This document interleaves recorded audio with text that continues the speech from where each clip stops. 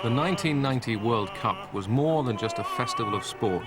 Its theme song was an operatic aria, of all things, which didn't merely sell in its millions, but helped advance the fame of three football-crazy tenors.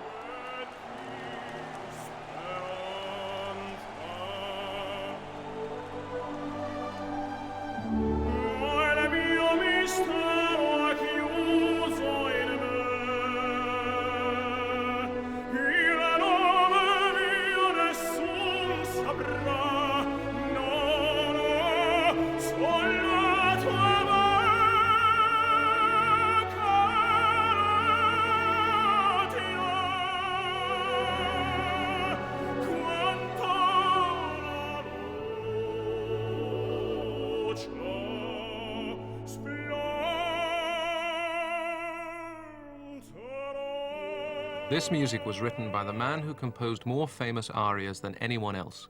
One Fine Day, Visidate, O Mio Babino Caro, Che Gelida Manina, E Lucevan le Stelle, all these came from the pen of opera's most performed composer, Giacomo Puccini.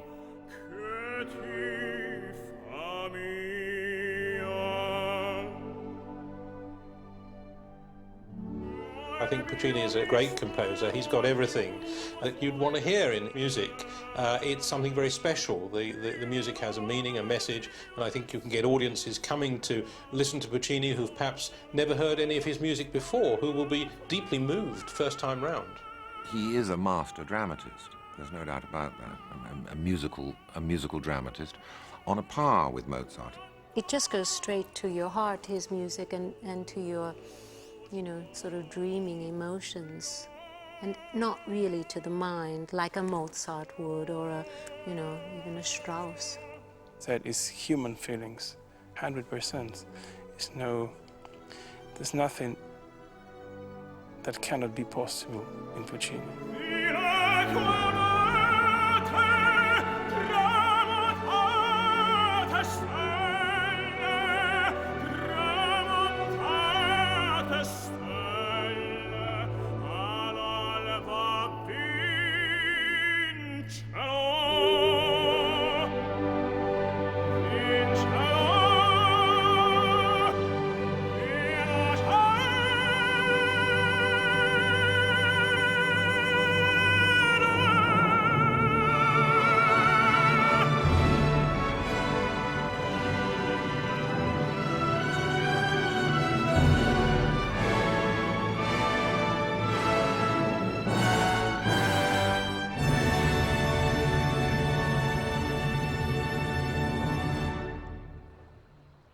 Puccini was born in 1858, near the lake which was to be his inspiration throughout his life, in the lee of the Tuscany hills and the town of Lucca, where his ancestors had lived for hundreds of years.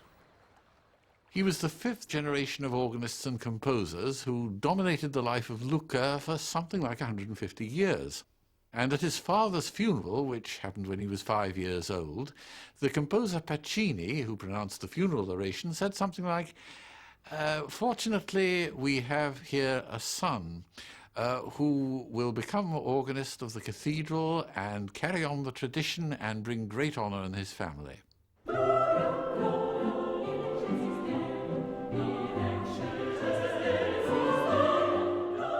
Lucca was a staunchly religious town, but it ran thin on Christian charity.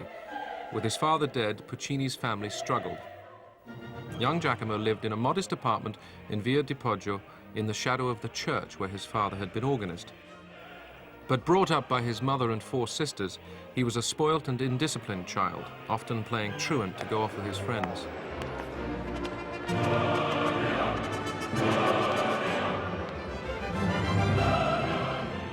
Nonetheless, he did start playing the organ at the San Paolino and San Martino churches, though it's claimed he stole some of the lead organ pipes to trade for cigarettes. But outside the church, there was more music to be heard in nearby Pisa than in Lucca, as actor and Puccini opera producer Simon Callow discovered. Lucca was by no means a backwater. It's a city of some personal réclame and great history, and indeed lots of historical interest and lots of life going on there.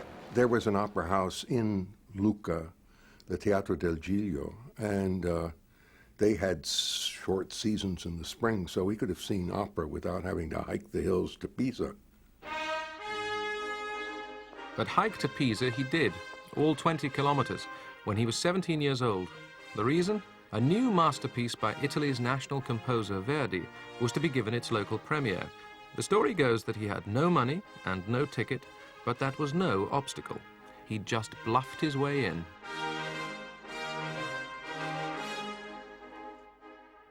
Puccini came to Pisa especially to see Aida. As far as we know, it's the first major opera production that he saw.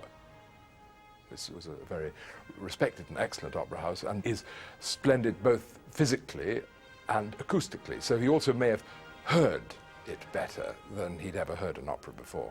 And one can only imagine the excitement of the recently composed opera with all its exotic effects, with its extraordinary atmospheric touches.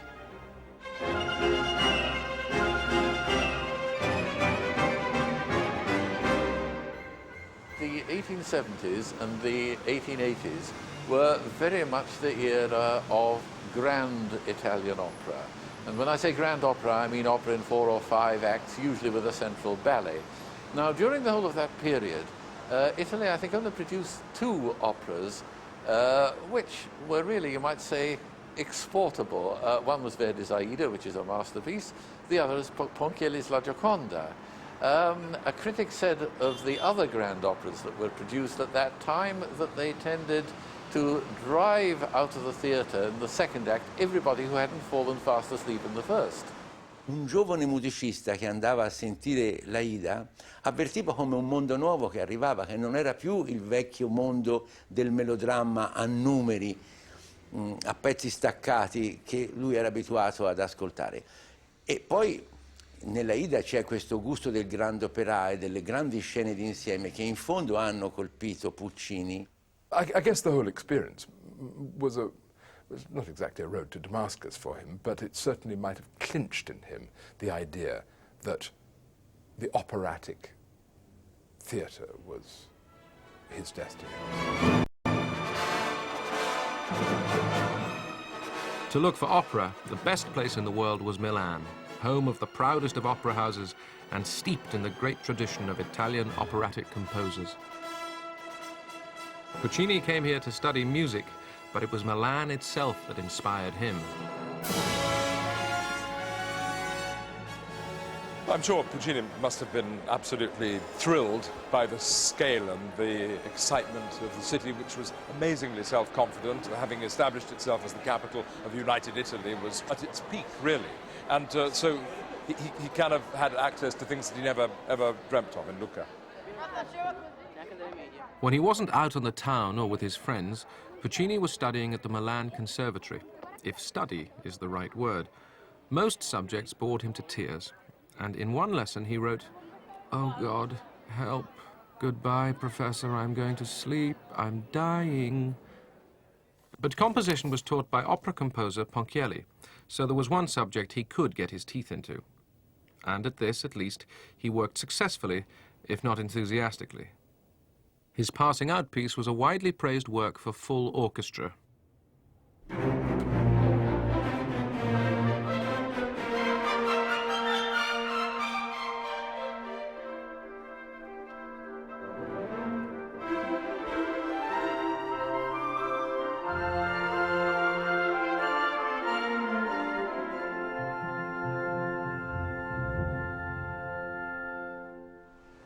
What the critics all said when that was performed was, here is a man with a specifically symphonic talent. And indeed, when he actually set to work in his very first opera, which was submitted for a competition, he didn't win the first prize, he didn't even get an honourable mention. It was called Le Villi. But there, he said, when the libretto was offered to him, he wrote to his mother and said, I think this will do for me very well because it requires a certain amount of symphonic description, which is something which I think I excel in. In fact, music publisher Giulio Ricordi picked up Le Villi, and at his first attempt, aged 26, Puccini achieved a moderate success. sommo Dio del mio cammino, oh sommo Dio del mio destino, questa è la meta. Che il perdono lo renda lieta, un solo istante.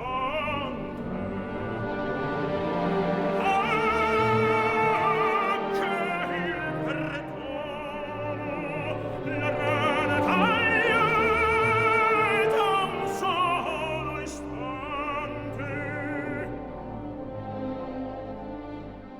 Not surprisingly for a first effort, Puccini's music carried echoes of the great tradition of Italian opera. O Sommo Iddio has the influence of the bel canto, the beautiful line, the beautiful singing of the earlier 19th century composers, but there's no question about that. From Bellini to Puccini, what makes a great composer, or any great artist, is that you know that this is his fingerprint, this is his sound, unique to him.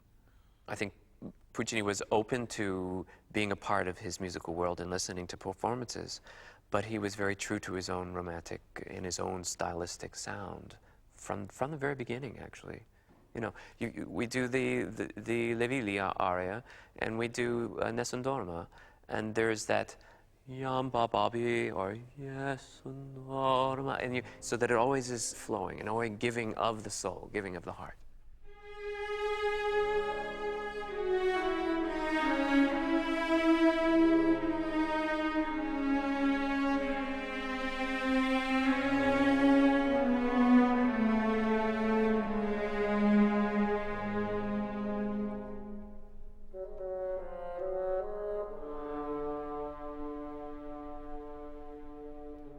You can hear the Puccini that will come in Le Viglia.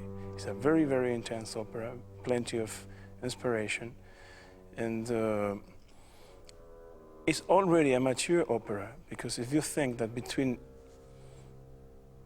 Le Viglia and Manon Lescaut, there's just one another opera, and then you have the real masterpiece of Manon Lescaut. Puccini's breakthrough came when he was 34, after his second opera flopped.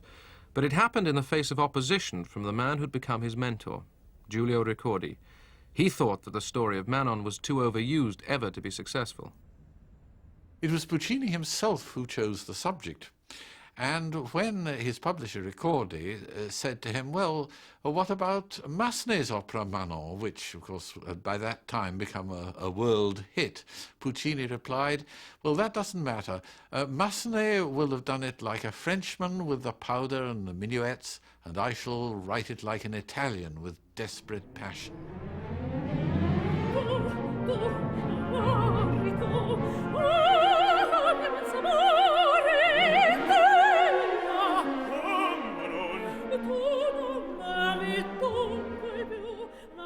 Manon Lescaut was an immediate success with the critics and public alike, partly because of the passionate emotion of the music. Its story features the woman Manon who let her young lover down by going to live with a rich older man, but then went back to her first love with disastrous results. Puccini follows the psychological twists and turns of their relationship, perhaps most of all when she wins him back again.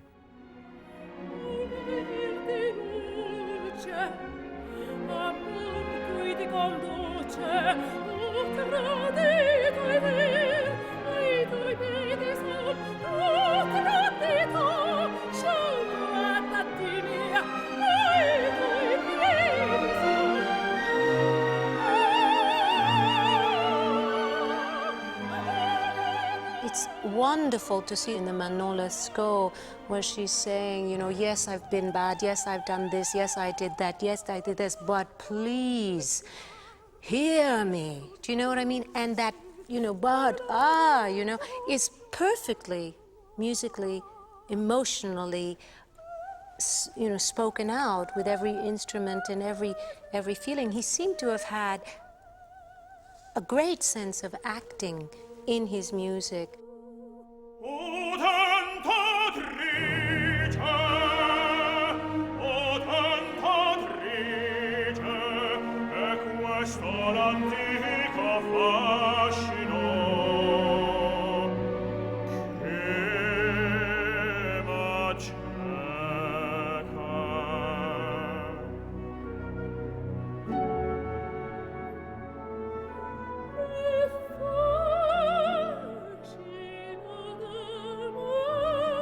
find the Manosco duet to be highly emotional, highly dramatic, a wonderful combination of music drama in a real reality Italian emotional dramatic sense, and a master in terms of dealing with the dramatic flow of the story and bringing the orchestra, the melodic line, and also the orchestral colors, supporting that both atmosphere and that drama.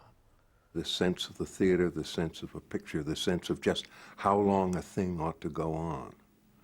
He had a very sharp sense and would add a 5 or 6 measures here, or cut them out there, or rearrange the effect. He was particularly impressed with how an act ought to end, the kind of stage picture that he wanted to leave in some, and he got that, some of that, I think, from Verdi. Io penso che per quel che riguarda la struttura teatrale, le strutture teatrali, l'ultimo Verdi sia stato per lui abbastanza importante, l'ultimo Verdi.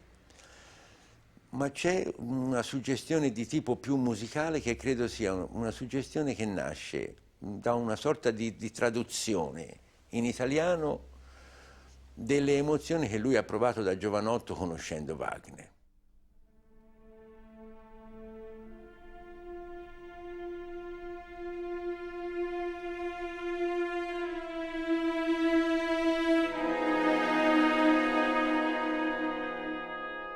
He's very much influenced by Wagner's harmonies, especially from Tristan and Isolde.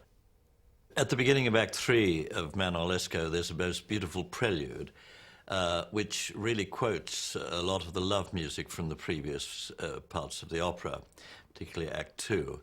And it's extremely influenced by Wagner's Tristan.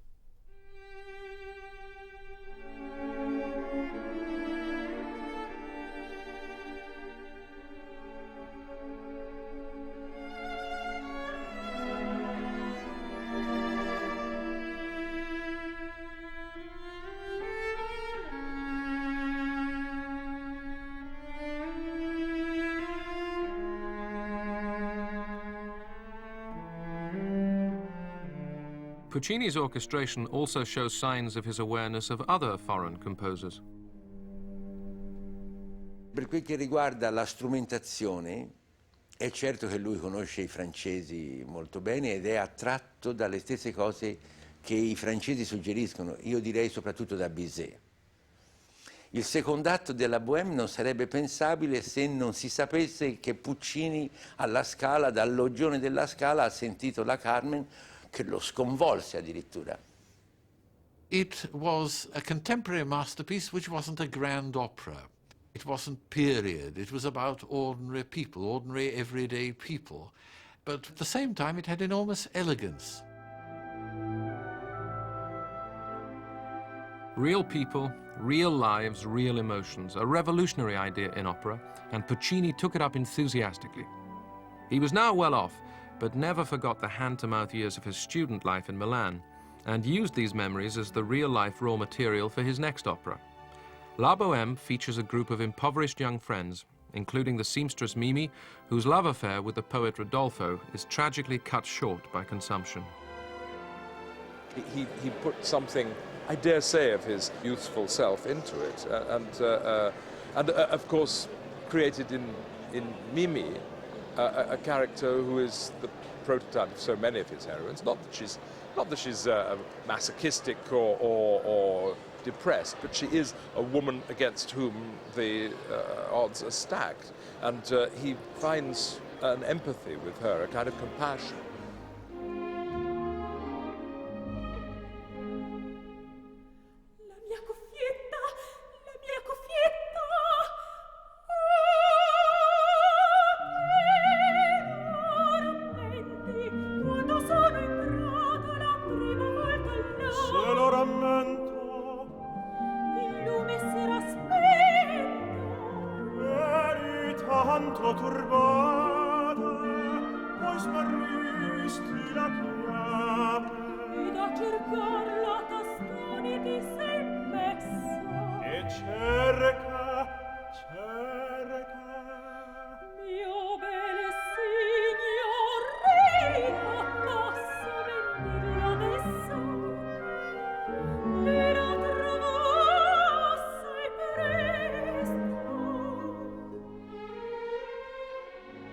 Puccini creates this sense of pathos just by repeating not just the tunes, but the words and echoes. And these accumulate and create a very intense, poignant sense in this act. When he took her hand in the first act, Che gelida manina, and when she quotes that in the last act, I mean, you feel it inside.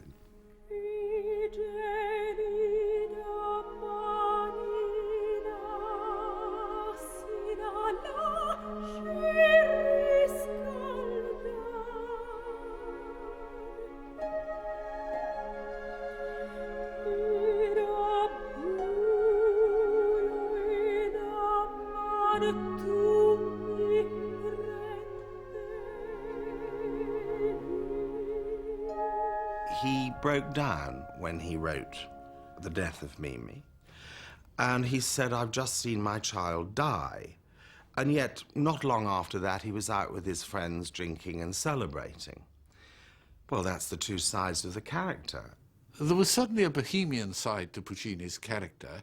A great number of his friends were artists of a rather bohemian sort, and they founded a bohemian club, which had all sorts of comic rules to it.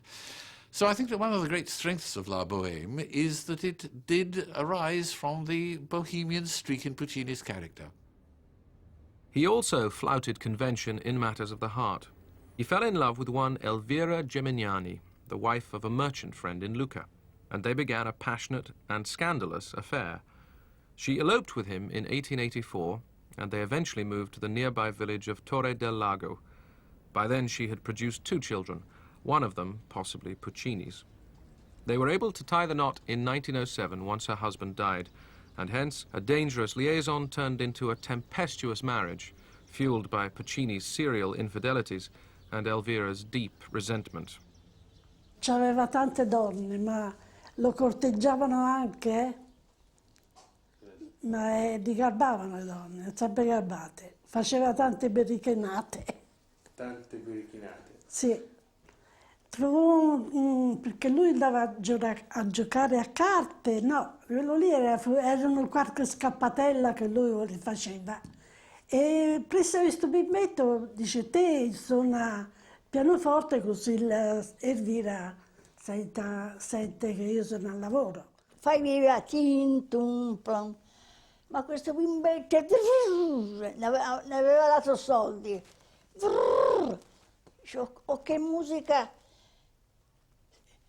suona stasera mio marito, la sorella si insospettì, in camicia la notte, venne giù dalle scale. Questo bimbetto, quando la vide, e si spaventò, prese dalla finestra, scappò via, perché... E qualche donna, scappatelli, faceva gli scappatelli, e a lei metteva le bugie, ma lei poi se ne accorse. L'Elvira era gelosa. L'Elvira era gelosa, in certe scene faceva la fine del mondo. A strong and jealous woman must have played on Puccini's mind, for those were exactly the qualities of the main character in his next opera, Tosca. Puccini based it on a tragedy by the French playwright Sardou, and wrote it as a violent story of jealous passion and hopeless love, common themes in Puccini's operas. Tosca is in love with the painter Cavaradossi, but also desired by the evil Scarpia, who tries to blackmail her into bed by threatening her lover's life.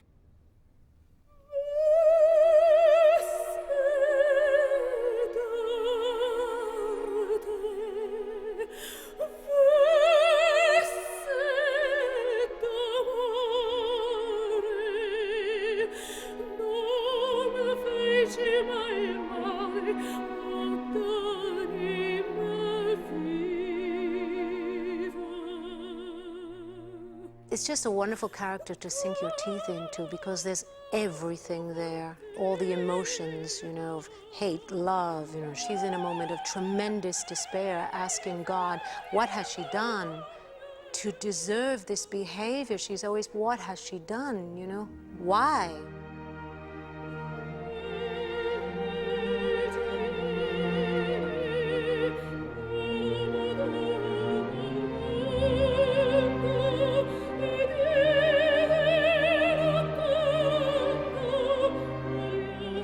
Thank you.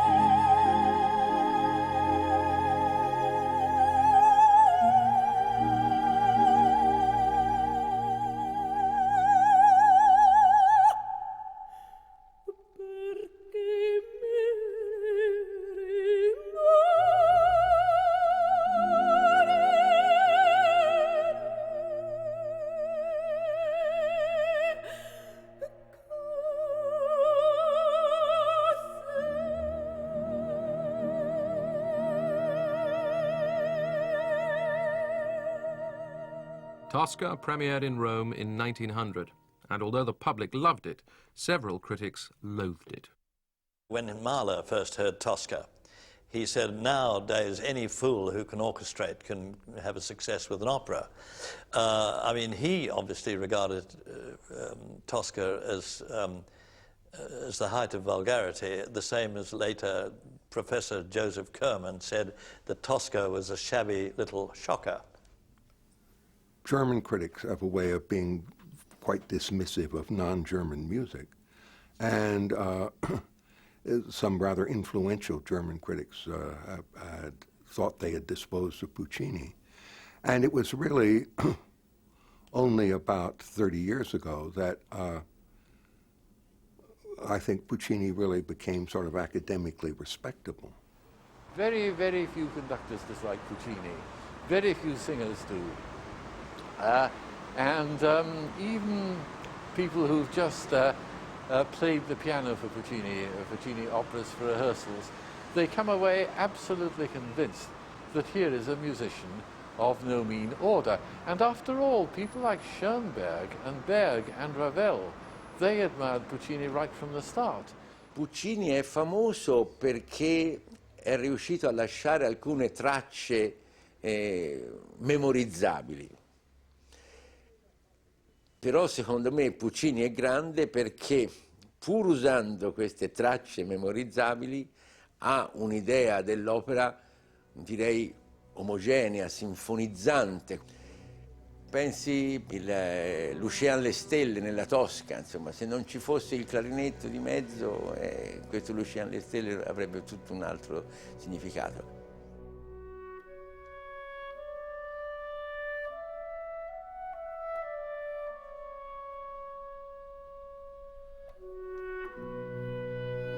Cioè dire, c'è sempre un'attenzione suggerita dal timbro, dalle caratteristiche dello strumento, che poi si riversa sulla voce del cantante. Non è mai il cantante che presta una voce allo strumento, è lo strumento che suggerisce al cantante una linea melodica.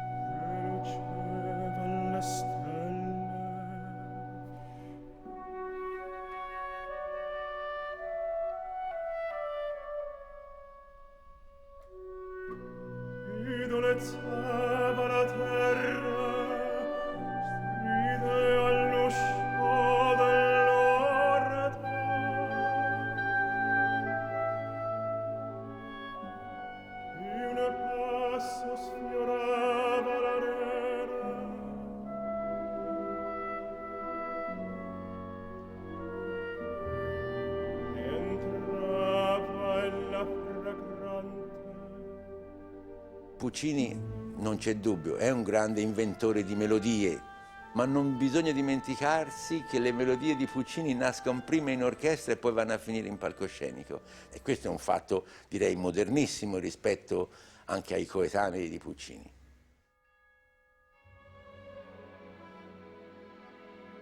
Another of Puccini's qualities, and one of the reasons his operas took years to compose, was an obsession with dramatic accuracy, being true to the inner lives of his characters, but also simply getting his details right. Tosca is partly set in the Castel Sant'Angelo in Rome, so he went there. He was very careful actually to do what you might call field research and to come up to where we're standing and listen to the effect of the dawn bells. And the result is a wonderful campanological symphony, you might say.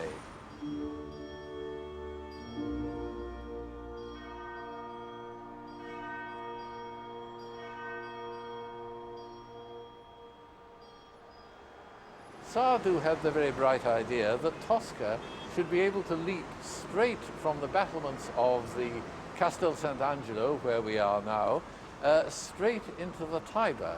Well, of course, that would be impossible because there's a main road between the Tiber and the Castello, though not as noisy then as it is today.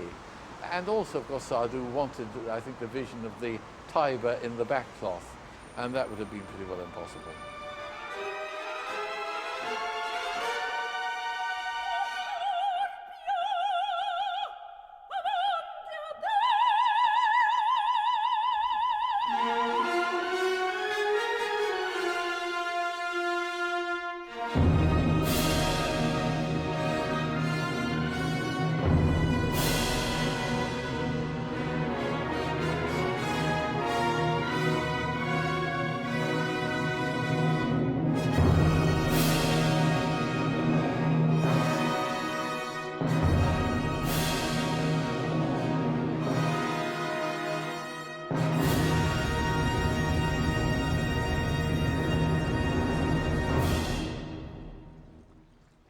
Tosca was the first opera partly written in a new villa Puccini had built especially for him in Torre del Lago, right on the shore of Lake Massachusetts. Today his granddaughter keeps it as a museum with some rooms just the way they were when he lived here. You come in. This is the room where my grandfather spent a great part of his time. It was a living room and a studio, workroom. When he first came to Torre del Lago, the house was a tower, and when my father bought the house, around the house there was only water. Anyhow, you can see from that picture, you see how was the house when he lived here. Yeah. He could get from the gate into the water, and in the little hut, it was for the boats. Puccini's real love was the lake, and in particular the sport of duck shooting, which he pursued with more energy than his composing. As this unique footage of him shows, he made his friends among the hunters who lived in the villages around the lake, and they would go off together to womanize, to party, to drink, and to shoot. Ma lui veniva spesso a caccia qui per i beccaccini, era un passionista che tirava beccaccini. E quando veniva sulla nostra palude, che era molto meglio della sua di là, Torre del Lago, il problema era che si trovava la gang dei pescatori e dei cacciatori, era baldoria, ecco. Si trovavano tutti insieme, fiaschi di vino, lucci bruciati, pesce, che facevano la mangiata lì, si incordavano tutti come violoni e stavano bene. E tanto con Puccini, se andavi a caccia, c'avevi sempre da bisticciarci perché voleva sempre ragione. Ecco. Lui aveva diritto di precedenza e se lo sbagliavi della ammazzavi dietro, era un canale, preferiva che tu mi tirassi, ecco, sbagliato lui, non doveva sbagliare quell'altro che era dietro. Almeno Vito raccontava. Una volta a casa qualche uccello ve lo dava? No, perché lui era di molto, come si dice, tirchio, avaro, ha capito? Non era tanto spendioso.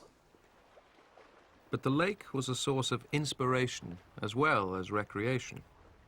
Poi quando andava anche a caccia o con la barca così, lui c'aveva sempre il lapis e la carta musica vicino. E ovviamente viaggiava con la barca, si spostava da una parte all'altra, se ne veniva qualcosa scriveva musica. The lake is often thought to have inspired some of the music of Puccini's next opera, Madama Butterfly. One night at the villa there, hearing the boatmen out, you know, kind of calling to one another. And it reminded me very much of what you hear in the prelude to the last scene of Butterfly, which is sort of dawn over the water. There's something so local about the sort of impression, and yet Puccini knew how to universalize it.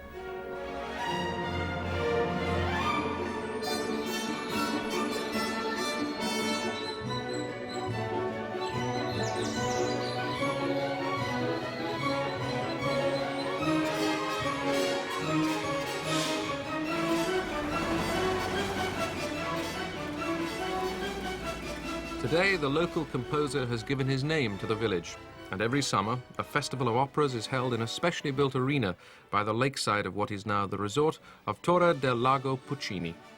There seems to be a particular piquancy to hearing his music in the location that inspired it.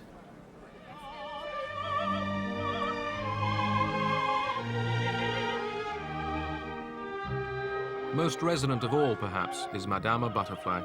Though it's an exotic story of ill-fated love between a visiting American sailor and a local Japanese girl, it manages to be local, Japanese, and universal all at once.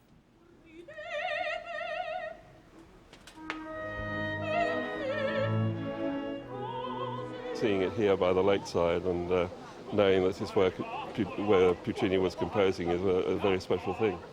He has something special because he was born here very close to my town, and so I feel him very, very much more than others. This is where he used to live and where he, inspired, I know he never went to Japan, so makes it more special because of that.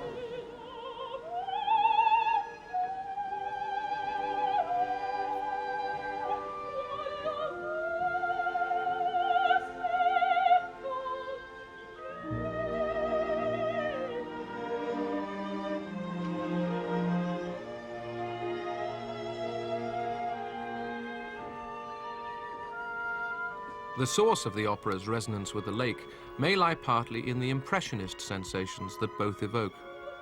A number of painters were drawn to the lake by its palette of impressionist colors at dawn and dusk, and Puccini looked in turn to the equivalent in music, the atmospheric impressionism of the composer Debussy. L'emozione di un certo mondo vago, di nuage, insomma, alla Debussy, esiste, però non è Debussy, perché esiste una pulsione di tipo drammaturgico che è diversa ovviamente da quella di Debussy. Debussy really was the inventor of the whole tone scale, and in Pelléas and Melisande, for instance, he uses a great deal, and it's extremely similar, certain passages, to the parts of Madame Butterfly.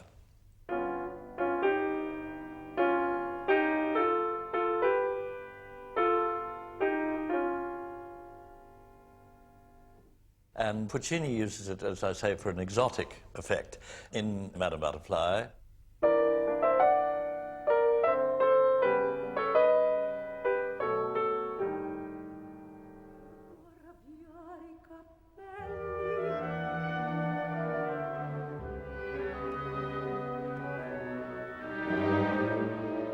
At home, Puccini made himself unpopular with Elvira by inviting a beautiful Japanese soprano to study the role with him for 6 months in the villa. It's evident that they were examining more than just the score together. La sopportò tanto tempo in casa, la sorella Elvira, perché prendesse bene il lavoro che doveva fare. E allora lei era gelosa, ma di fronte all'interesse stava zitta, chiudeva un occhio e poi anche tutto il resto. E sicché il giorno noi bimbetti si stava a guardare come camminava, come vestito col kimone, sì. Era sempre con Giacomo. If life was pleasant with the soprano, it was going downhill in other ways.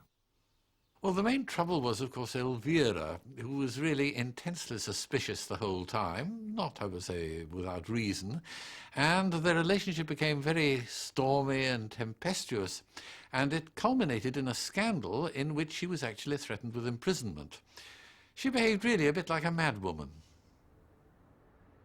The so-called Doria scandal began after Puccini crashed his car in 1904 and broke his leg. The hospital discovered that he had diabetes, so he was laid up for a long period. A local girl called Doria Manfredi was hired to help look after him, but Elvira eventually imagined illicit goings-on between them and publicly denounced Doria. Just for once, Elvira was wrong. Siccome era donna di servizio da Puccini, e Elvira si diventò gelosa, e sicché mortificala ora, mortificala dopo, questa qui si avvelenò, ha capito? 8 giorni di agonia. E la mia mamma andò a trovarla, Doria, perché l'hai fatto? E lei disse, mi sono pentita, ma ormai c'è niente da fare. E dopo morta l'hanno trovata che era ancora vergine. Elvira moved away to Milan, but although he was shocked and disgusted, Puccini stood by her, paying off the Manfredi family after they'd had her sentenced to prison. Meantime, he looked for a subject for his next opera and returned to the author of the play on which Madame Butterfly was based. Puccini went to see his new hit, which was, of course, in a language he didn't understand. But in David Belasco's case, this hardly mattered at all. Belasco was the supreme theatrical maestro of his day. His famous trick as a dramatist was scenes without words, which could go on sometimes for a quarter of an hour. But what he did above all was to experiment with theatrical texture, with situation and with atmosphere. So, of course, Puccini had found his man. That was exactly who he was looking for and what he was looking for. Puccini, who worked on the principle that opera plots should be visually self-explanatory, set to work with Belasco, the man who relied on visual effects rather than dialogue. The result was Puccini's La Fanciulla del West, another opera set in an exotic landscape of the imagination, never visited by Puccini, this time the Wild West of the Gold Rush. I think Europe has always had this curious fascination with the United States as a place of renewal and unlimited space and the romance of the West and the desert and the wilderness. And you certainly get that in Fanciulla. It was a completely new type of exoticism. Puccini's imagination was so often stimulated visually, and the vision of the vast Californian forests certainly goaded his imagination. La Fanciulla del West is another story of jealous love bringing down a hero, who is this time to be lynched by a mob led by his rival. He asks that his girl should never find out how he is to meet his end.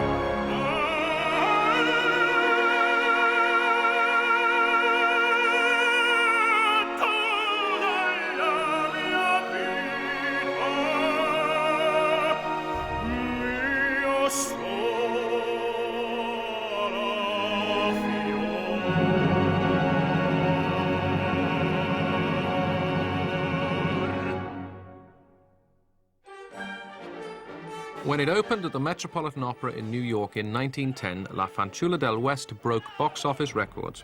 Not only was it the hottest ticket in town, but Puccini was voted the most famous man in the world in a local poll. Hello! Hello! He came, he saw, he posed for photographs. But it was New York, in fact, that conquered him, for he was like a child in an enormous toy shop. He bought a motorboat and had it towed up Fifth Avenue, and then purchased one of the 8 Lancia cars he was to own. He was dazzled by the speed, modernity, and frenetic energy of the huge city. Thomas Edison, who was a great fan of Puccini's, gave him a gramophone. New technology fascinated him. Back at home, he bought an early radio set, a motorcycle, which his son had to drive, and more cars and boats. Yes, we can say that he was really a man of the 20th century because he liked the new discoveries. He had a telephone as soon as he could have it in Torre del Lago. He had many boats, motorboats, cameras, and the new guns. He was always up to date, I would say.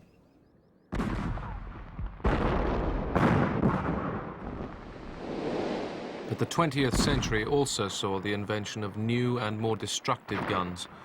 When the First World War broke out, Puccini was forced for once to acknowledge the existence of social and political events. But as ever, what he saw was not a dispute between nations, but the human tragedies of dying soldiers. Puccini was immensely depressed by the whole thing, and his letters are full of this depression, saying, you know, what on earth is the point of this? It just means that thousands of people are going to be slaughtered, all absolutely to no purpose. And this was very much in contrast to a feeling which was going through Europe to a great extent, that war was going to be a great purifying force. And I think it's to Puccini's credit that he didn't think that. Though isolated from the effects of the war at home at Torre del Lago, his worsening health and depression were added to when even the lake ceased to be a sanctuary for him.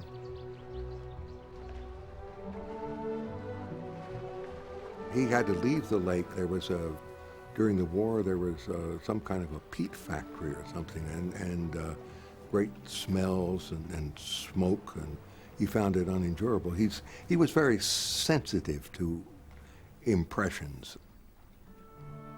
But I think if you live in an environment that you really like, and see it in all sorts of different atmospheres and times of day, it becomes a sort of a part of you. His final and perhaps his finest evocation of water comes at the opening of his 1918 opera Il Tabarro, which is set on a river barge.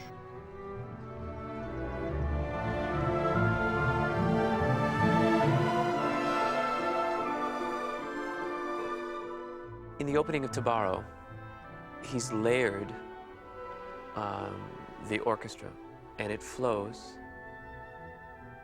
and it goes in beats of 4, sometimes in 3, has swells of woodwind and brass chord colors that are added, and there's constantly this flow. The river is going by. You hear in the basses, and on top of it is the flow of the river, the ongoing of the boat's life down the river.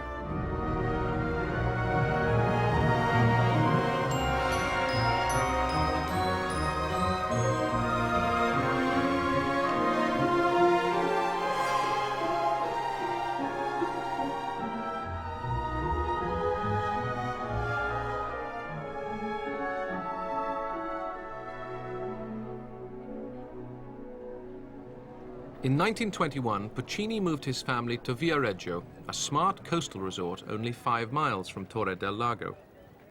He enjoyed its cinema and cafes and had a new villa built for him, but he found it hard to settle down to work on his next project, an opera about the fabled Chinese princess Turandot.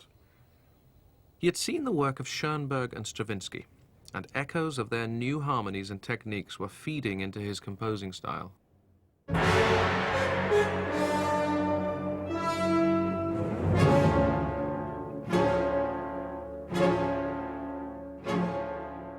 Lei pensi Turandot, popolo di Pechino, pram, pram.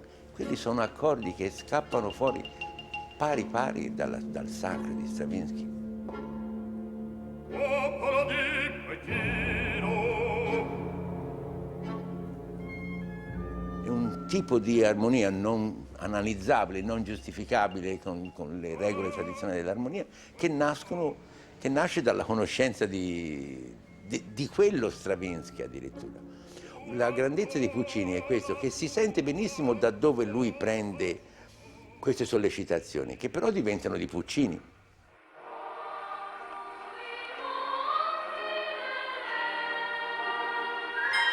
Puccini was also as thorough as ever in his research, as he waited impatiently for an adequate libretto. He listened to Chinese recordings on his present from Edison and called up people he knew for help and advice. He had a great friend who had lived in Peking, and he had collected mechanical boxes. For some time, Puccini had been a great traveler, and for some time he'd always wanted to go to the Far East. That he didn't do. But he did actually use melodies that were taken from these extraordinary music boxes. And one of them that becomes identified with the Princess Turandot It begins with ding, ding, ding, ding, ding.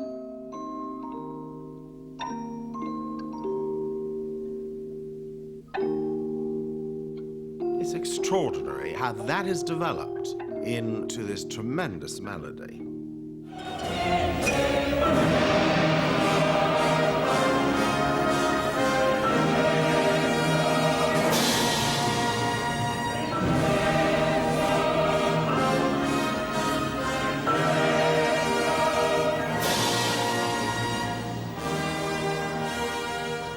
But Puccini was never to complete his opera. In 1924, he was diagnosed as having cancer of the throat, probably caused by his constant smoking.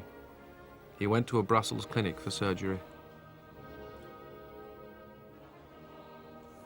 The treatment consisted in the application of a collar of radium at his neck. It was a very heavy treatment. My grandfather suffered very much. He couldn't speak. So he had to write messages. And it was very sad. I think at that moment he thought he was going to die. So his last words were for his wife, for my grandmother. He wrote, Elvira, povera donna, è finita.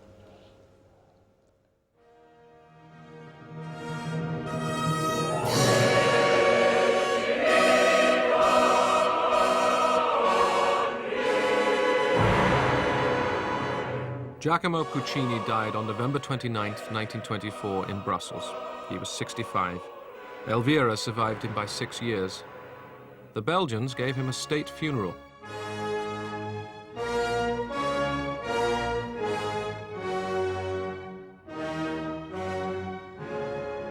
His body was eventually returned to Torre del Lago, where it remains to this day in a private chapel in the Villa Puccini.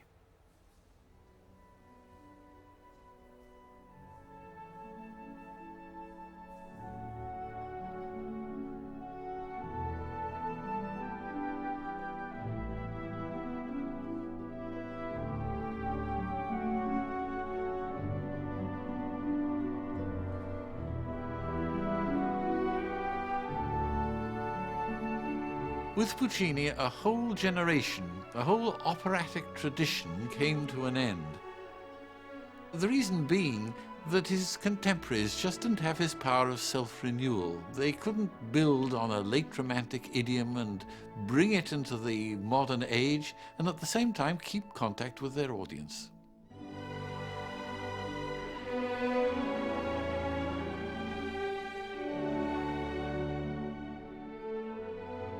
Many composers have been influenced by his general approach to opera, that is, his reliance that the music must fit the drama, and that in some respects the drama comes before the music. In other words, what they now call music theatre might be said to have sprung from Puccini's operatic style.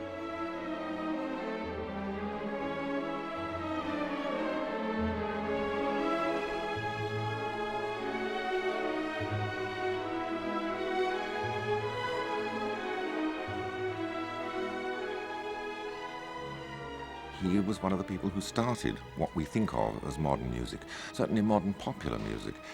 And it sounds, when one puts it that as if he was a prophet. But as so often happens with pioneers, is that they simply set the tone for what becomes the prevailing feeling of the music of a given period.